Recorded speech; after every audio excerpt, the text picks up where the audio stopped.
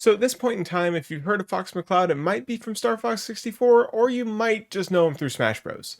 But the truth is, back in the day when Fox did his own series, he had tons of games. In his latest game, he even had a wife and kids. You might want to rethink that line. And by that, I mean, it doesn't exist. Star Fox Command, I've never heard of it. And it ended here at Starfox Assault, which we're going to show you now. This game has 3 difficulty modes: Bronze, Silver, and Gold. Each of the modes' descriptions reference the other modes though, so on Bronze it says if Silver's too hard, and if Gold, yeah, you get the idea, and I find this very funny, and I assumed that Silver was going to be normal mode, as you would think. But it turns out this is Japan difficulty, where Bronze is actually normal, and then Silver is hard, and then Gold is very hard. So this means we're playing on hard mode accidentally. So here I am with Max and Cody, taking on a gem of a game. We start out in space where there's a war going on between Corneria and the nephew of Andros, Andrew Oinkeny. This name might sound pretty familiar considering he was a part of the original Starwolf team in Star Fox 64, and he's trying to become the self-proclaimed emperor, just like his uncle. The Star Fox team of Fox, Crystal, Falco, and Slippy all get in their R-Wings and join the fray. The controls of Star Fox are pretty simple. You move in your R-Wing, look at your reticle in front of you, and you shoot. The general thing you want to do in these stages is collect shot upgrades. If you collect 1, it gives you double shot, and if you get 2 of them, it gives you blue laser. We chase Oinkeny's ship down to the surface of Fortuna, where the real fun begins. On the surface, you get to dodge greenery, fight Gundams, and make it past ominous closing doors. But when you finally get to the end of the section, you get to fight the great Andrew Oinkeny himself. This is a step up from the original Star Fox 64, where you have to do it at the end of the game. And this all-powerful leader wields a robot, and he's ready to throw hands. Literally. After shooting his hands enough, he then declares himself the new emperor and gets sniped. He then crashes to the ground, and a cyborg moth shows up, and it's not a friendly. It's actually an Aparoid. This Aparoid has eyeballs on each part of its wings, so after making him legally blind, he then crashes to the ground. Fox gets out of his ship, and we go and steal the memory core, which we're just going to call DNA because it's easier, and then a whole bunch more Aparoids show up, and we have to escape and get to a lore dome. It turns out, these Aparoids appeared 17 years ago and took out an entire Cornerian fleet with only a few survivors. The research team is currently looking at the DNA that we found to get a better idea for how to combat them, and we suddenly get an unidentified distress signal from a different planet called Katina, which we then get dispatched to. When we arrive at the base, Fox then does the unthinkable. He gets out of his ship, and now we're walking on foot. Instead of flying over the base to assist the situation, we just land, get out of our R-Wing, and then get locked in the base. And we get to play a third-person shooter. And I wouldn't actually have a ton of fun with this if the controls were not tank controls. If you don't know what tank controls are, they're essentially you can move forward and backwards, but you can't move forward and turn at all.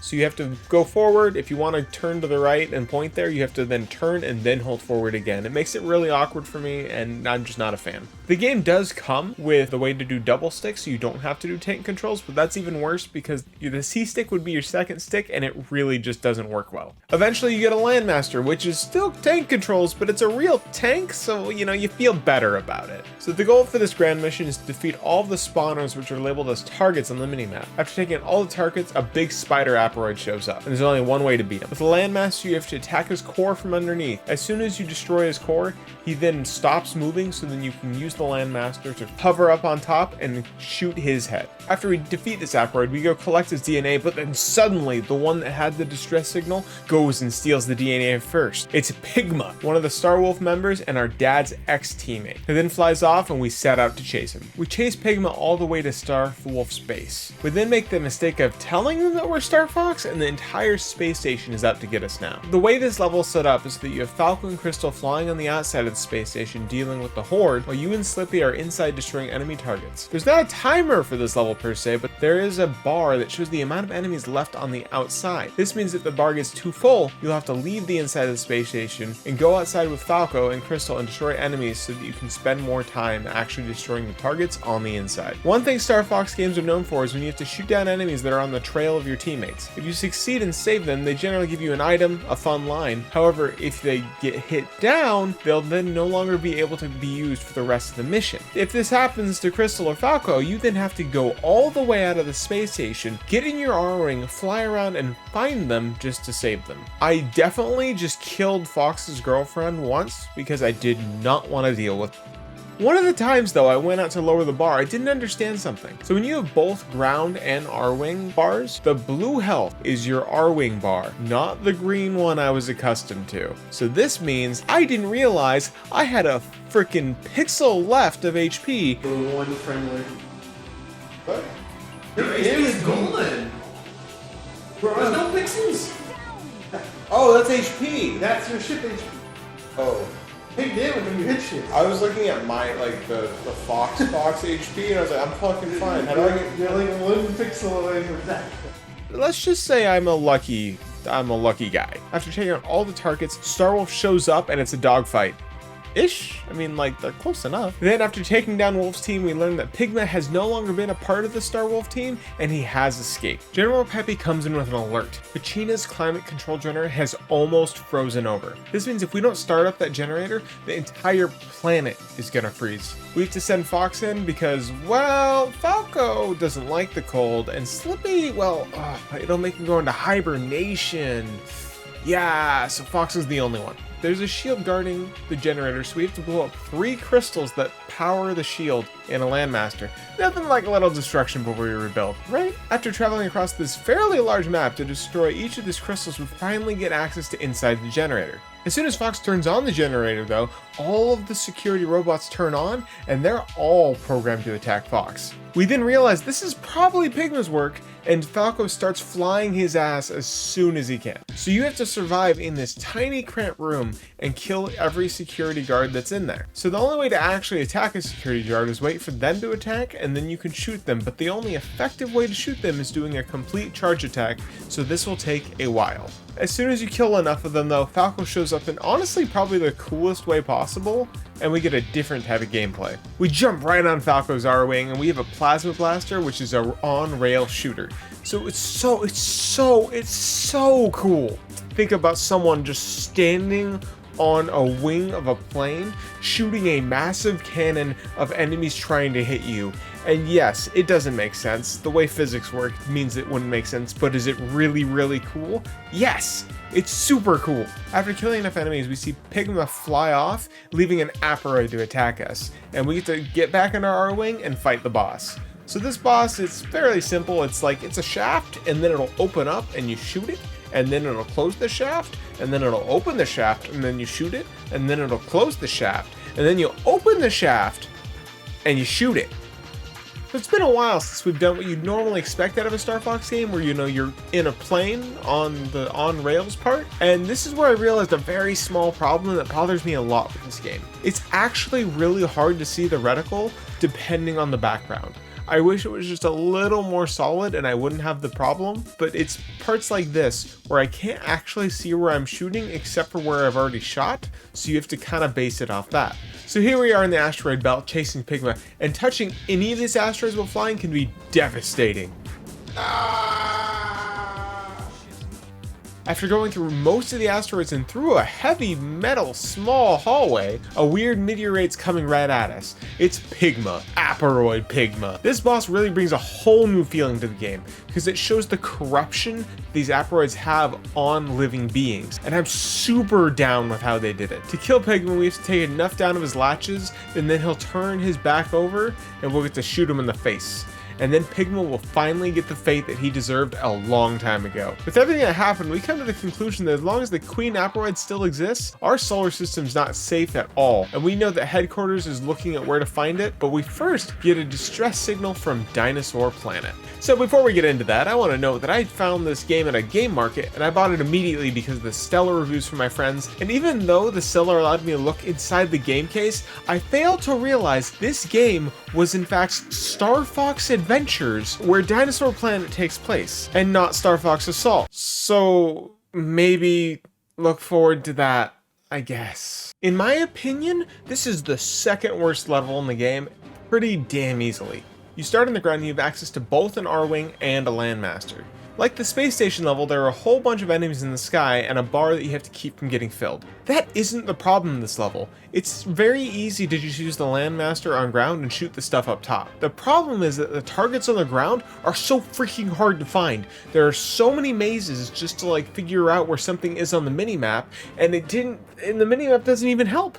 It just says it's here, and then there's like a long convoluted hallway, and it didn't help me at all. It took me such a long time. I was really frustrated at the end, and then after I killed the very last target, something surprising happened. Instead of fighting a boss, Tricky comes in, and that's the end of the level. If you don't know who Tricky is, he's from Starfox Adventures. And then he kills Fox. Fox is dead. One quick call from General Pepper later, and we learn that the majority of the defense fleet has been utterly destroyed, and they're attacking Corneria. The Aperoids took advantage of us being away to go and take out the fleet. We have to hurry over as soon as we can and save General Pepper. We try to scout what's happening on the ground with Aperoids, but they're using jamming technology, and the only thing we can do is go to the surface and destroy the jammers. Not with a landmaster, just on foot. And I initially thought this was going to be a really hard and long level, but the game gives you a sniper rifle, and you can just snipe the majority of everything, and it only takes one shot to kill them all, so you really just have to like move around the map, get to the target, shoot it, and then keep moving on, and there's more than enough targets on the minimap. After taking out the targets, Peppy immediately sends you an R-Wing, only to have an Aperoid destroy it when we get to it. Fox has been quickly surrounded, but it's thanks to Wolf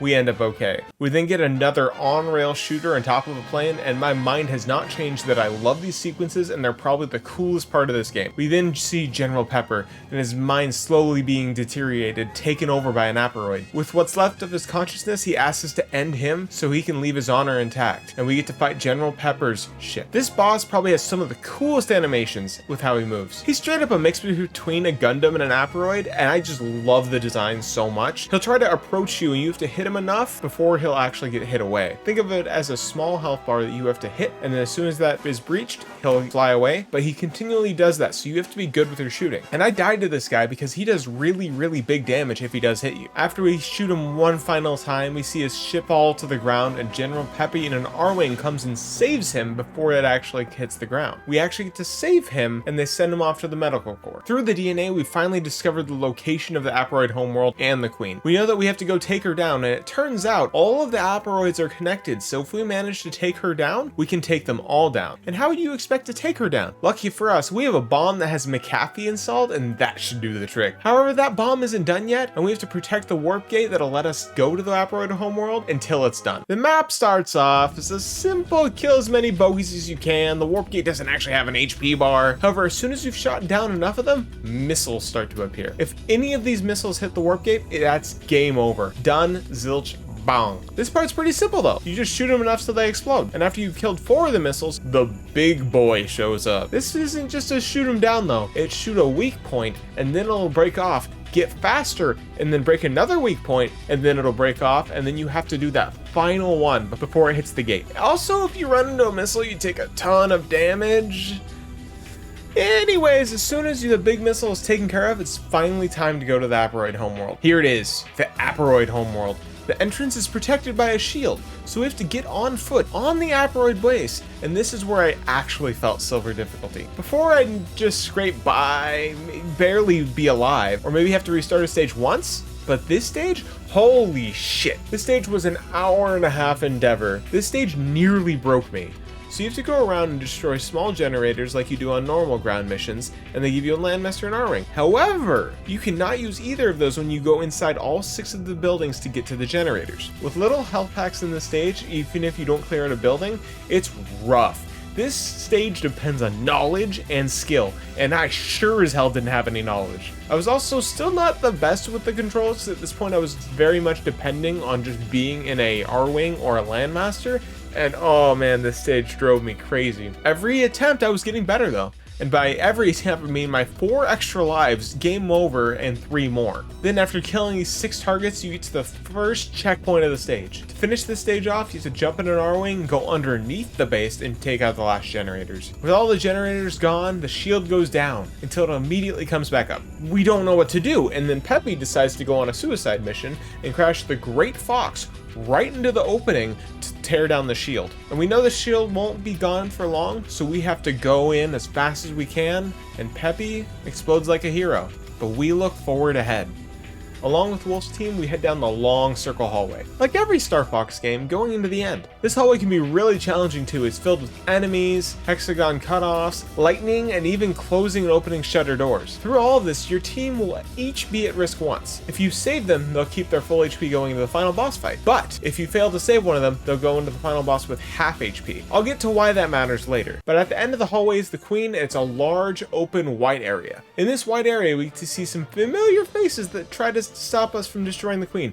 Pigma, Peppy, Pepper, and our dead-ass dad. Knowing that this is the big fake, we ignore them and begin the fight. The Queen's gimmick is that she has layers around her. Her weak point can only be exposed after destroying her layers. As soon as you expose her layers, she'll start charging a very big beam, and this is the weak point. So you have to be careful you don't lose a ton of HP from it. She also spawns grub, which aren't really an issue at all, but you have to make sure you kill enough so then they don't overpopulate. This fight really isn't too hard, and with that health bar gone, Fox injects McAfee. Unlike every single computer built since 1822, McAfee doesn't seem to completely destroy it. She then flees down, guess what? Another circular hallway, and we have to chase her down and destroy her. With this phase 2, the Queen has 4 black eyes you need to shoot enough so they'll shut and then her real eye will be exposed. Now this fight is super rough, but this is where your allies' HP comes into play. Each of them will periodically go up to the Queen and need time to do some damage. If you manage to protect them, you'll get an item which could be health and they'll do damage. I wasn't able to protect a single one going through the original stage, so they were all at half HP and they would all pretty much die. Because this was as hard for me as it was, I came up with a very clever strategy. Since I couldn't save them, when your teammate is going up to attack, this is one of the only times the Queen sits still. So instead of keeping my teammates alive, I was instead using them as sacrificial lambs as I kept shooting the boss. One attack the boss can use is backing up so far it's hard to hit them and having you dodge lightning. Getting hit by this lightning is so bad for your HP, it takes out about a third, and when she only had a pixel of that HP left, I crashed and burned.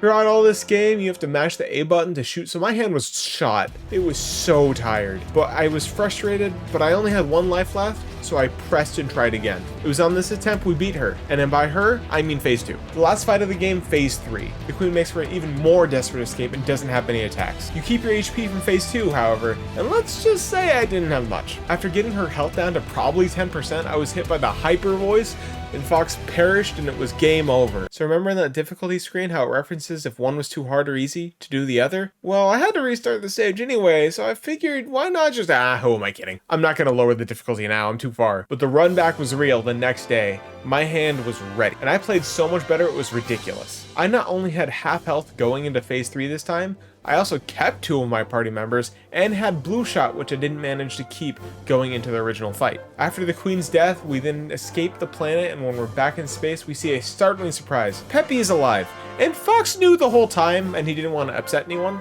Depending on the difficulty you play on, it'll hint at it.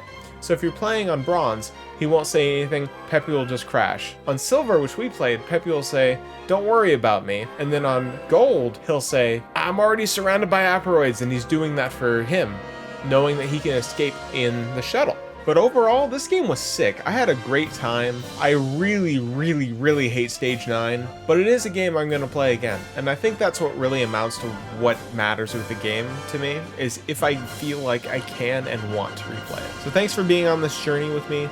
It's a meme, it's a great time, and it's a rhyme. That seems like a really fucking stupid way to end it, but it's what we're gonna do.